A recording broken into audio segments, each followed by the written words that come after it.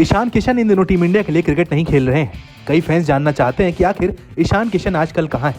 Cricket से दूर ईशान किशन हाल में ही अनंत अंबानी और राधिका मर्चेंट के संगीत फंक्शन में नजर आए थे।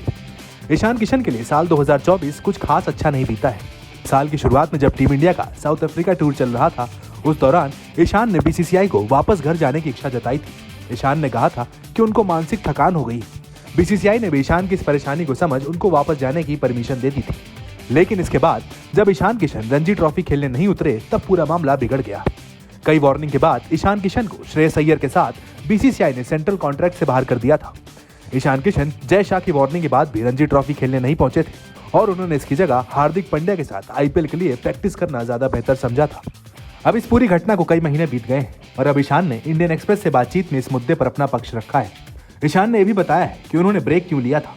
ईशान किशन ने कहा है, मैं लगातार रन बना रहा था, फिर मैंने खुद को बेंच पर पाया। टीम स्पोर्ट में ये चीजें होती हैं, लेकिन मुझे ट्रैवल थकान का एहसास हुआ। इसका मतलब था कि कुछ गड़बड़ है।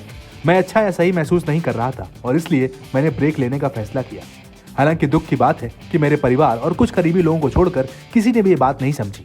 इस पूरे बवाल की जड़ रणजी ट्रॉफी पर भी ईशान किशन ने बात कही और उन्होंने बताया है कि रणजी ट्रॉफी वो क्यों नहीं खेले हैं। ईशान किशन ने कहा है, मैंने ब्रेक लिया और मुझे लगता है कि ये नॉर्मल था। एक नियम है कि अगर आपको वापसी करनी है तो आपको डोमेस्टिक क्रिकेट में प्रदर्शन करना होगा। ये ऐसा ही है और अब मेरे लिए डोमेस्टिक क्रिकेट खेलना बहुत अलग था, क्योंकि इसका कोई मतलब नहीं बन रहा था। मैं खेलने की मानसिक स्थिति में नहीं था और इसलिए मैंने इंटरनेशनल क्रिकेट से ब्रेक लिया था। इसका कोई मतलब नहीं बनता कि आप इंटरनेशनल क्रिकेट से ब्रेक लें और फिर डोमेस्टिक क्रिकेट खेलने जाएं, फिर तो आप इंटरनेशनल ही खेलते। ईशान किशन ने इस पूरे मसले को काफी निराशाजनक बताया है। उन्होंने कहा है, आज भी मैं ये नहीं कहना चाहता हूँ कि सब कुछ ठीक था। ये मेरे लिए बिल्कुल भी आसान नहीं था। आप बहुत कुछ सहते हैं।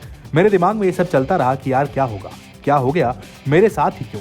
ये सब चीजें तब हुई हैं जब मैं परफॉर्म कर रहा था।